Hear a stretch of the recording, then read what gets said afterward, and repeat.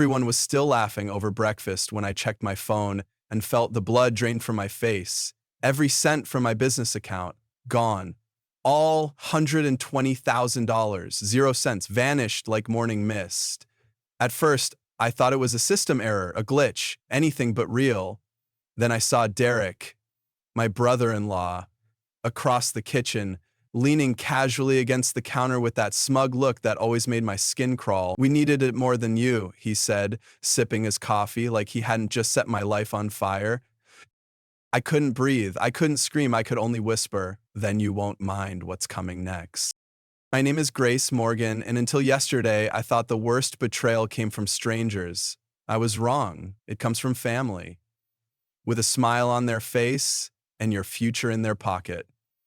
What Derek didn't know was that I had been preparing for something like this all along.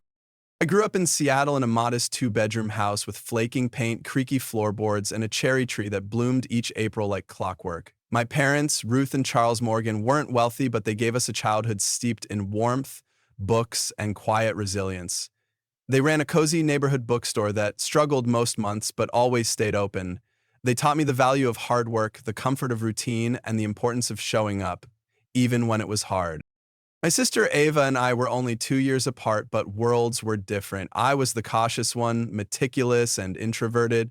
Ava was joy in motion, spontaneous, magnetic, and effortlessly loved by everyone. We built secret forts in the attic and whispered dreams to each other late at night. She wanted to travel the world and write novels. I wanted to build something lasting.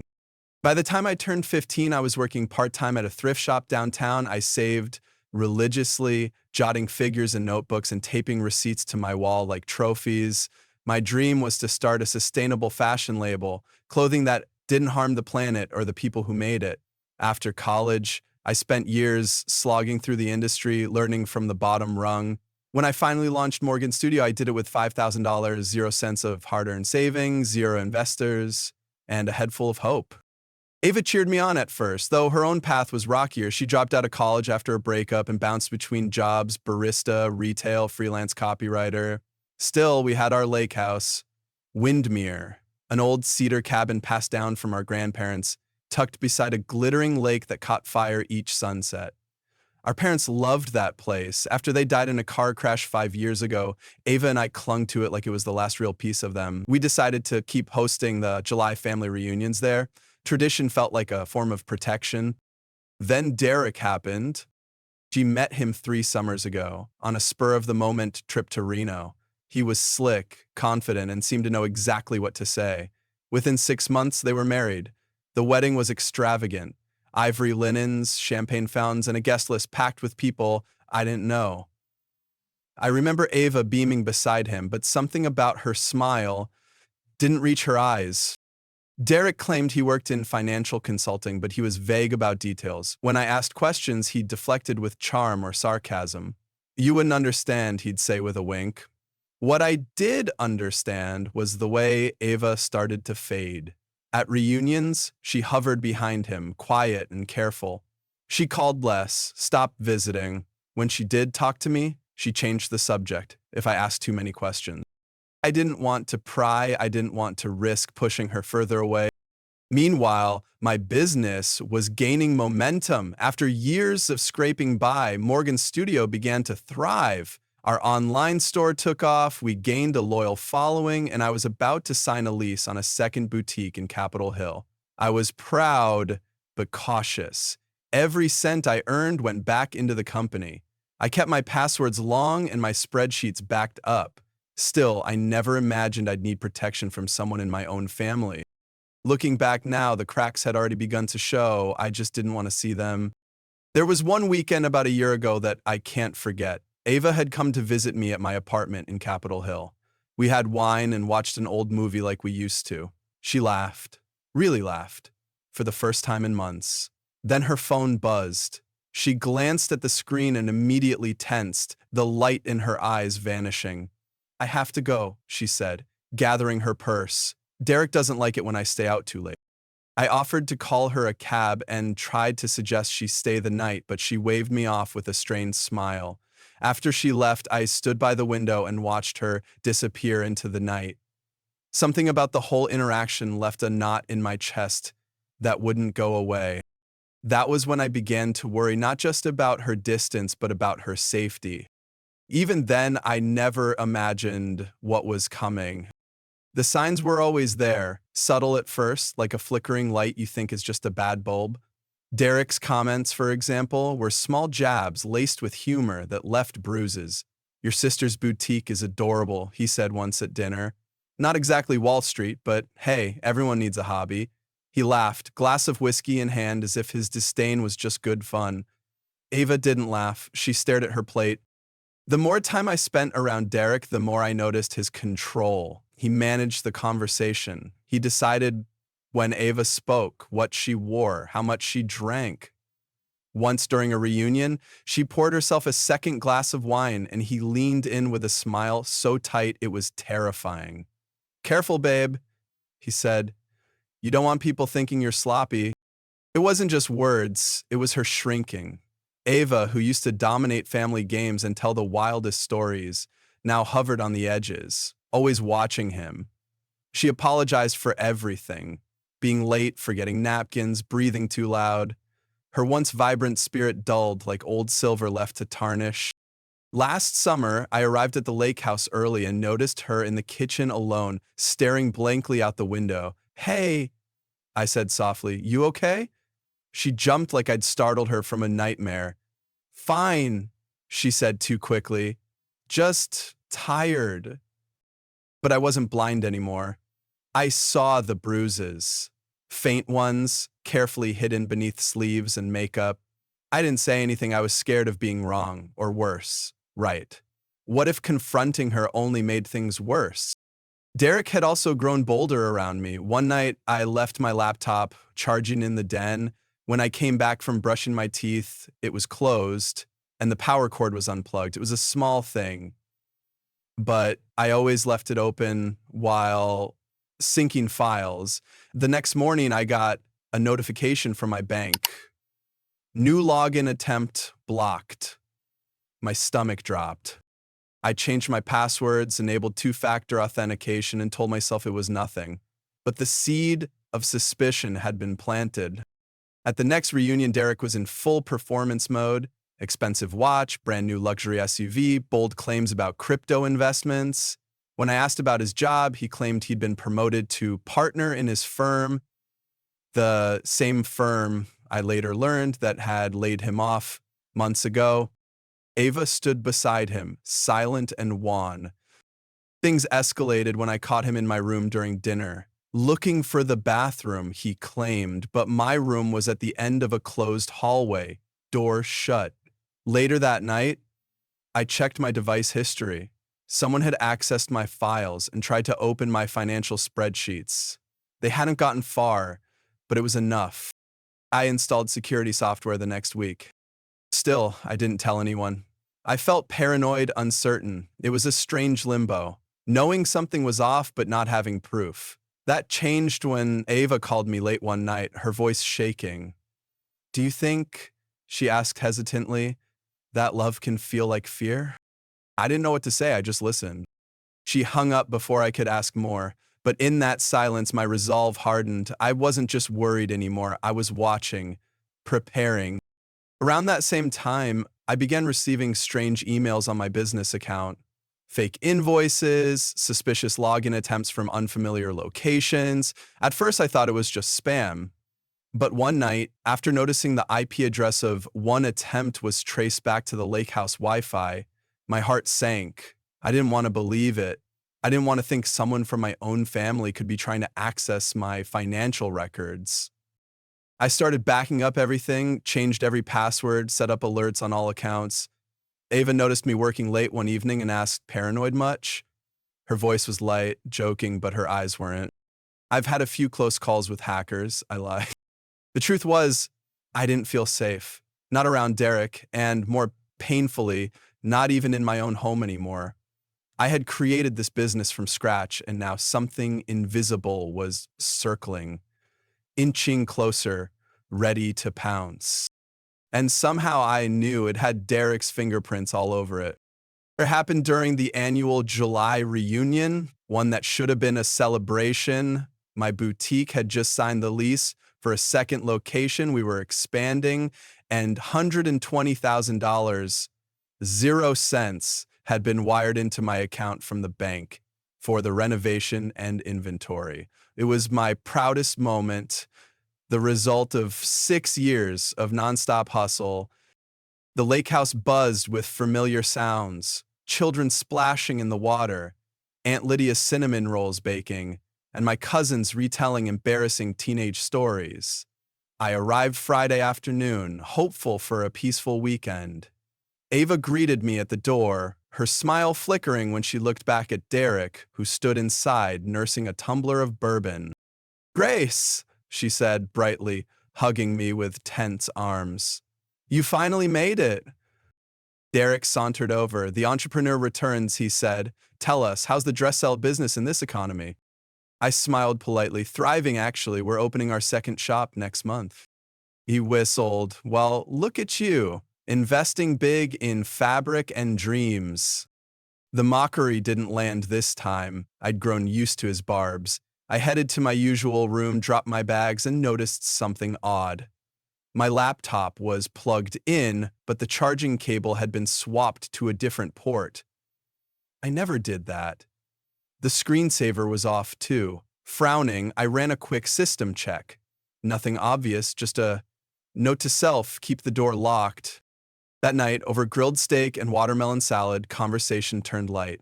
I laughed with Emma and Uncle Frank and even managed to share plans for the new boutique. But underneath the joy, I felt a vibration of tension, especially from Ava, who barely touched her food. After dinner, I excused myself to check email. A payment to a vendor had bounced. Strange. I opened my business account, fingers trembling. My screen flashed and refreshed. Balance, $0, 0 cents. No. I checked my savings account, then checking, then the loan account, all drained. My breath seized. I felt weightless, like I'd stepped off a cliff. Multiple transactions, middle of the night, transfer destinations I didn't recognize. I bolted to the kitchen. "My money," I choked out. "It's gone, all of it. $120,000, 0 cents. The room froze. Aunt Lydia clutched her teacup like it might spill. Emma sprang to her feet. "What do you mean, gone?" "Transferred overnight from my accounts." Ava went ghost pale. Derek raised an eyebrow, casual as ever. "Bank error." "Multiple transfers, Derek, from a recognized device on this His expression didn't change. "That's unfortunate." "That's theft," I snapped. I turned to Ava, my voice shaking. "Were you in my room last night?" "She was with me," Derek cut in. "And what are you implying?" "I'm not implying anything," I said, holding his gaze. "I'm accusing. Someone here had access. Someone used my laptop." Aunt Lydia looked like she might faint. Uncle Frank muttered something about calling the police. And then Derek shrugged. "We needed it more than you," he said. The room gasped. "You what?" I whispered. He straightened. "You'll bounce back. You always do. Ava's been drowning. Medical bills. You never even asked." "What medical bills?" I turned to Ava. "Are you sick?" She looked like she might crumble, but Derek put a hand on her shoulder, a silent command. "It doesn't matter," he said. "Consider it a loan. You stole from me. You call it theft, I call it redistribution." I reached for my phone. "I'm calling the police." He lunged for me. "No police." Emma stepped in. Uncle Frank shouted. Chaos erupted, and amidst it all, I saw Ava, motionless, face hollow, terrified. I stopped. "Ava," I said quietly, "is he hurting you?" Derek growled. "That's enough." I ignored him. "You don't have to protect him, not anymore." Her lip quivered. She didn't speak, but she didn't deny it either. That's when the front door burst open with a bang. "Please, stay where you are." The Financial Crimes Unit had been alerted by my bank's fraud detection system. A detective named Harmon stepped inside and addressed me by name. We received reports of identity theft and suspicious account activity. We need to talk. Derek paled. This is a mistake, he stammered, just a family misunderstanding. Not according to your digital footprint, Harmon replied. We've already frozen the accounts. Derek looked at Ava. Say something, tell him this was your idea. Ava trembled. I'm done lying for you. Officers moved in. Derek was cuffed, swearing and sputtering. You set me up, he roared. No, I said. I protected myself. He screamed at Ava on the way out. This isn't over. Ava flinched. I stepped in front of her. Yes, it is. The room stayed silent long after the squad car left. That night, Ava couldn't sleep. She sat on the couch, staring at her hands, while the rest of the family tiptoed around the edges of the emotional wreckage Derek had left behind.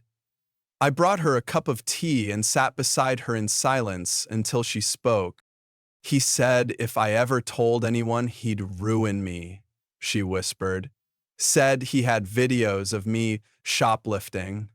Stuff he made me do. Threatened to send them to the police, to you. My jaw clenched. That's coercion. It's criminal, and now he's going to pay for it. She looked at me with haunted eyes. I thought I was protecting you, but he was just using me to get to your money. I nodded. He used everyone, Ava, but we're going to make sure he can't do it again.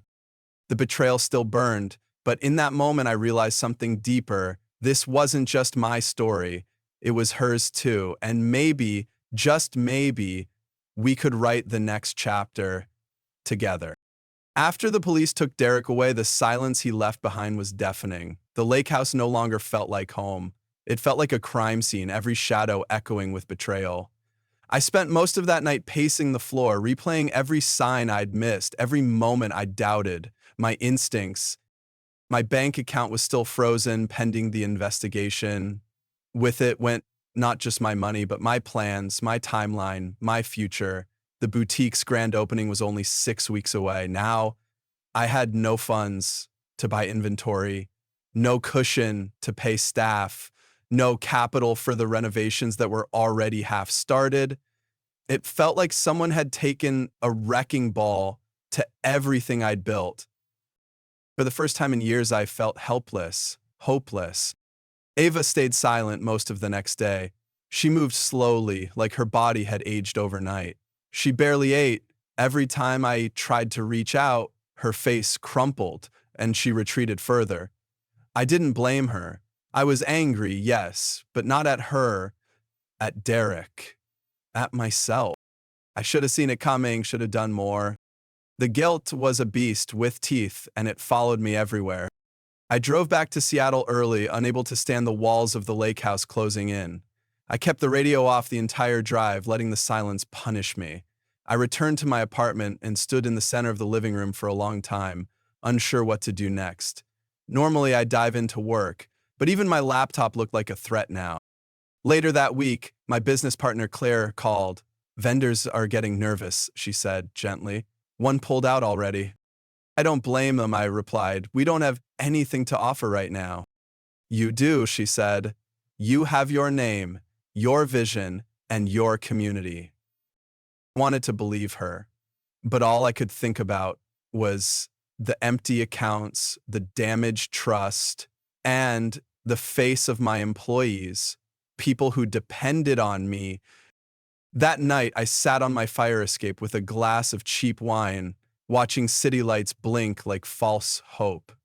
I thought about quitting, about selling what little I had and walking away.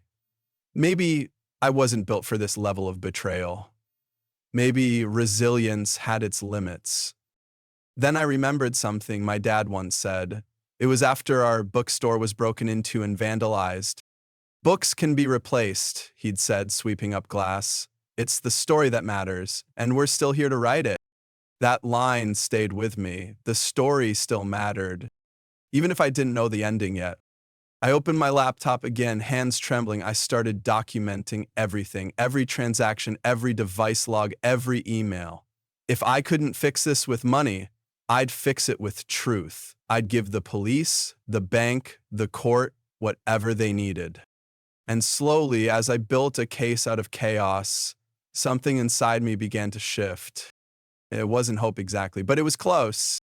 The next morning, I received a message from the bank's fraud department. They had begun the process of freezing the recipient accounts and coordinating with law enforcement. But there were no guarantees. If we can't prove the transfers were unauthorized, the agent said, you may be held liable for the losses. The idea of being held responsible for my own robbery sent me spiraling. I hadn't just lost my savings, I might lose my business, my employees, my reputation, and still, I couldn't cry. My emotions had hardened into something colder, numbness maybe, or exhaustion. It was Emma who finally got through to me. She showed up at my apartment with soup, cookies, and a binder full of notes.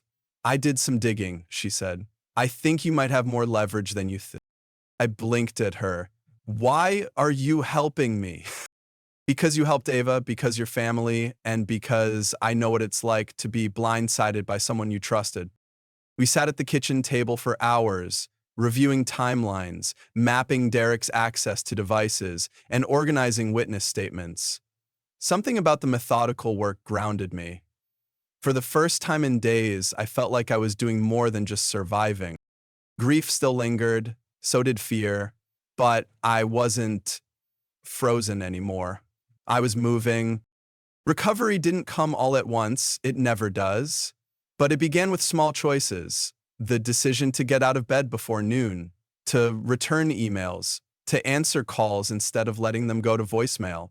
My body still carried the exhaustion of betrayal, but my mind, slowly, was sharpening into action.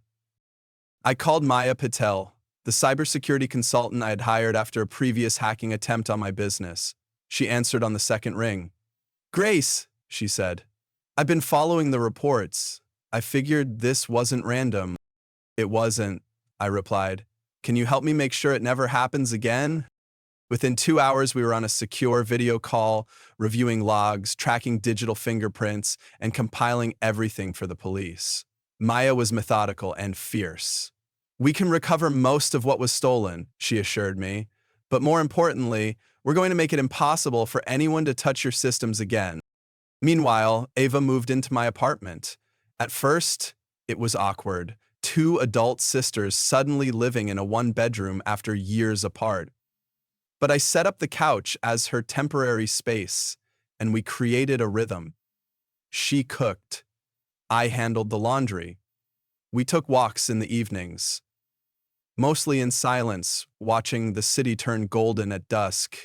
One night, over takeout noodles, she said, "He never let me choose dinner." I didn't know what to say, so I just nodded and passed her the soy sauce. The next morning, I came home from a vendor meeting to find her cleaning out my storage closet. "You're too organized," she joked, pulling out labeled bins. At the bottom of one, she found our old scrapbook from childhood, glittered pages, ticket stubs, and Polaroids of us at the lake house. She opened it slowly, a reverent smile on her face. "He hated this book," she murmured, said it made me soft. "You're not soft," I said. "You're brave." Tears welled in her eyes. "I don't feel brave." "Then let me be brave for both of us until you do." With Maya's help, the police built a strong case. My bank confirmed Derek had accessed my accounts using stolen credentials from a recognized device. The surveillance software had captured it all: teleprompters, keystrokes, even screenshots. The detective assigned to the case, Harmon, said it was the cleanest digital paper trail they'd ever seen. Within 3 weeks, 90% of my stolen funds had been recovered or frozen.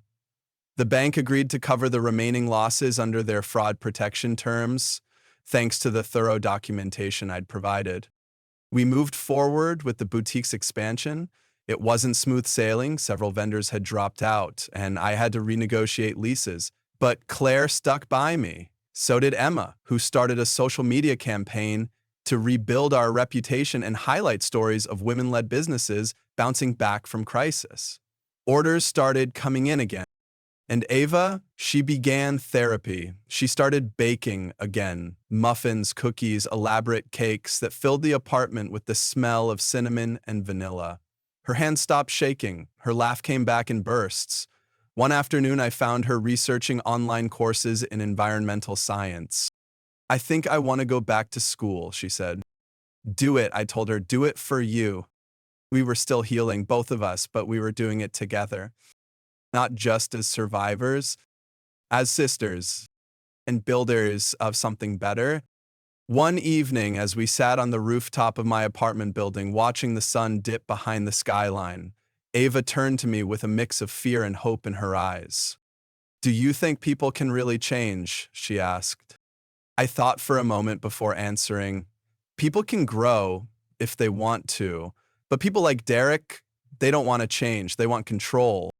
She nodded slowly. Then I want to grow. I want to understand how I let it get this far, so I can make sure it never happens again. The next day, she signed up for her first online class, Introduction to Environmental Ethics. Meanwhile, I drafted a blog post for our company's website, not just about the new store, but about the journey, about setbacks, betrayal, and starting over. I debated whether to publish it. Vulnerability wasn't easy. But when I did, the response was overwhelming. Messages poured in, customers, friends, strangers, all thanking me for telling the truth. Many had been through something similar. Some even asked how they could support Ava. That's when I realized healing wasn't just about recovery, it was about connection and community. And slowly, with every step forward, we were reclaiming both. The official trial date was still weeks away, but Detective Harmon reached out with a proposal, a controlled confrontation at the lake house. Derek had been released on bail under strict monitoring. She believed that returning him to the scene of the crime, surrounded by the people he had betrayed, might shake something loose. A confession, a slip-up, anything to strengthen the case. At first, I was unsure. The idea of inviting him back into our space felt like opening a wound. But then I realized something. This time we weren't vulnerable. We were armed with evidence, with unity, and with the truth. So we agreed. Derek arrived flanked by 2 officers, his eyes scanning the familiar surroundings with guarded hostility. Gone was the swagger. In its place stood a man desperately trying to regain control. He took a seat in the armchair, his back stiff, jaw tight. Detective Harmon began.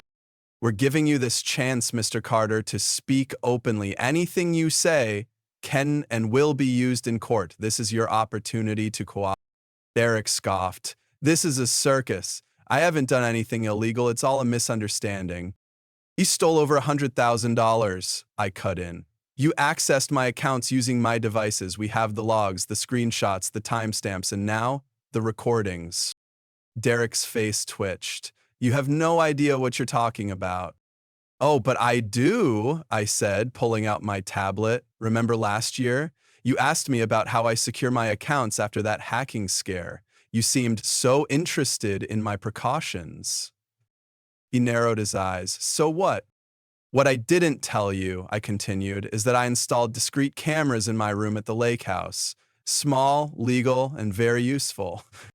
I turned the screen toward him. A video played. It showed him in my bedroom, sitting at my laptop, typing furious. "You're bluffing," he said, his voice faltering. "Am I?" Detective Harmon asked, arms crossed. The color drained from his face. "You can't use that. It's entrapment, illegal surveillance." "Actually," she replied calmly, "the room belongs to her. She's within her rights. And more importantly, we have even more damning data. Key logs, IP tracking, device metadata. You left digital footprints all over the place." "You set me up," Derek growled. "You let me walk into it." "No," I said coldly. "You walked in on your own. I just made sure the door didn't close behind you."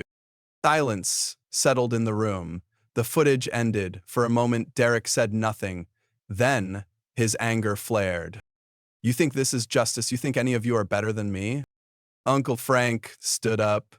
No one here is pretending to be perfect, Derek, but we're not thieves. We're not cowards who hurt the people we claim to love. You don't understand, Derek snapped. We had debts, real ones. She was going to lose everything.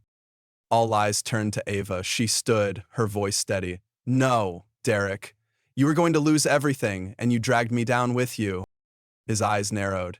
You think you're free of this. You're complicit. You knew. I knew enough to be terrified, she shot back. But I'm not afraid of you anymore. Detective Harmon stepped forward. Mr. Carter, based on what we've just heard and what we've recorded, we'll be filing additional charges: witness intimidation, coercion, and obstruction. Derek slumped in the chair, the fight draining from his body. For the first time, I saw him not as a threat, but as a man exposed, small, powerless. The officers approached to escort him out. As they reached for his arm, he made one last desperate move, lunging toward Ava. Tell them you lied, he screamed. Tell them the truth. The officers wrestled him back. Ava didn't flinch. I just did, she said. Later that day, I sat with Detective Harmon to hand over the last of our compiled evidence. You've been unusually thorough, she said, almost smiling. I've learned the hard way, I replied. Hope for the best, prepare for the worst. You did both, she nodded. That's rare. We talked logistics, how the prosecution would use the surveillance data, how Ava's testimony might strengthen the case. Before she left, she added, this might also encourage others to come forward. These guys don't operate alone. That evening, Ava and I returned to the apartment. We didn't speak much, just curled up on the couch and watched an old movie. Halfway through, she leaned her head on my shoulder. Thank you, she whispered. For what? For believing in me, for fighting for me when I couldn't fight for myself. Tears blurred my vision. I didn't say anything. I just held her hand. And in that quiet, I knew we had both won something far bigger than any courtroom battle.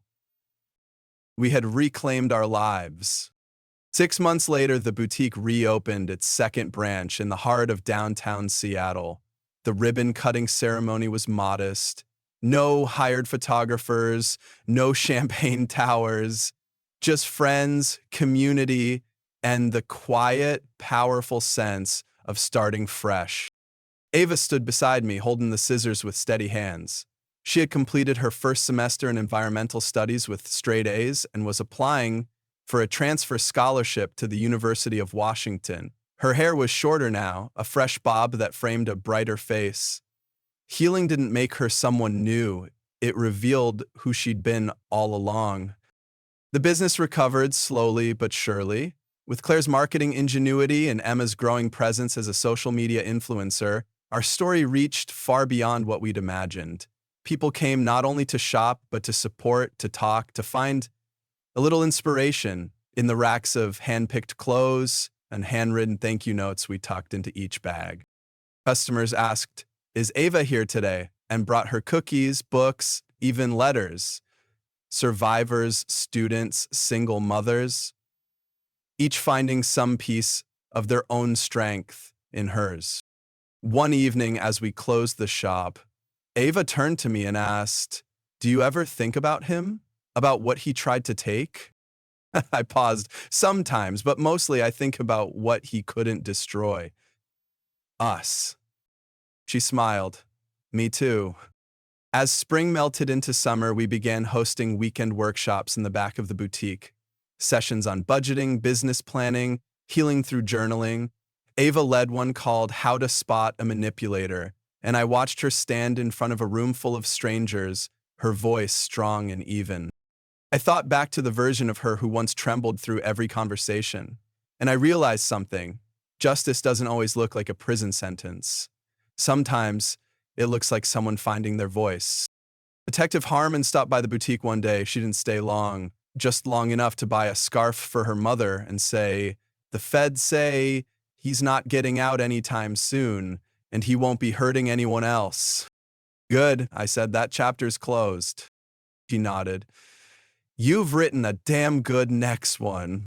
That night, Ava and I sat on the roof of our apartment building again. The city glowed beneath us, buzzing with life, and for the first time in a long time, the silence felt peaceful. What now? She asked. Now, I said, leaning back, we dream bigger, we live louder, and we never let fear write our stories again. She grinned. Deal. The next morning, Ava surprised me with breakfast in bed, homemade waffles and fresh orange juice. On the tray was a handwritten note. Thank you for being my lighthouse in the storm. Tears welled up in my eyes as I hugged her. It wasn't just that she was healing, it was that we both were. The boutique, our lives, our relationship as sisters, it all felt stronger, clearer. We no longer tiptoed around our past. Instead, we honored it for what it taught us, then walked forward with heads held high. A week later, we received a letter from one of our first customers, a teenage girl from Oregon who'd driven 6 hours with her mother just to visit the shop. You made me believe that strength isn't always loud, she wrote. Sometimes it's quiet like love or starting over. Reading that, I realized maybe the boutique wasn't just a business. Maybe it was a place where people found permission to begin again. And that, more than anything, felt like victory. In the quiet weeks that followed the boutique's expansion and the courtroom's final gavel, I found myself reflecting more deeply, not just on what had happened, but on who I had become. One morning, I sat at the same lake house desk where I'd once stared at digital footprints, heart pounding with disbelief. This time, I opened a blank document and wrote the title, What I Learned from Losing Everything. It's never meant to be a memoir, just notes, lessons, truths scraped from heartbreak and rebuilt in strength. The first thing I wrote was this: not all monsters hide under the bed. Some smile, some kiss you, some call you family. That lesson hurt. It had cost me my trust, my money, and nearly my sister. But it taught me how to listen, not just to others, but to my gut, to the instincts I used to second guess. The second lesson: forgiveness is not the same as forgetting. I forgave Ava, truly, deeply. But I didn't forget what she did. I remembered it as part of the journey, and so did she. We didn't rebuild trust in one day. It came slowly, like light creeping back through a broken window. But it came. Lesson 3, you can fall and still rise with grace. There were days I didn't want to get out of bed, days I felt like a fraud. But even on those days, I answered one email, returned one call, wrote one honest sentence, and that mattered. Resilience doesn't always roar. Sometimes it whispers. Lesson 4, silence can be safety, but truth is freedom. Ava's silence protected her for a time, but it was her truth spoken, trembling, that freed us both.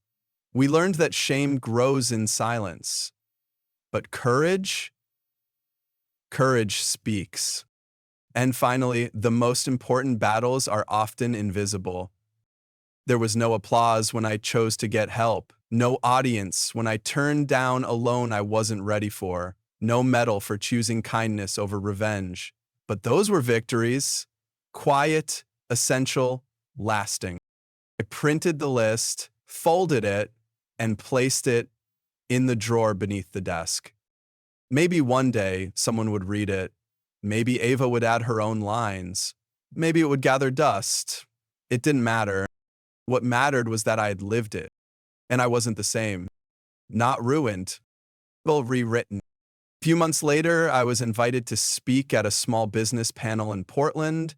Standing there in front of a room full of strangers, I saw not fear, but understanding in their eyes. They nodded when I spoke of betrayal, resilience, and rebuilding. Afterward, a young woman approached me. I thought I was alone, she said, but you reminded me that we can survive and thrive. That's when I realized the final unplanned lesson. Your scars can be someone else's roadmap. We don't go through fire just to be burned. We go through it to light the way. And that's how I choose to see what happened, not as a tragedy, but as a torch. Lit, past, and burning still.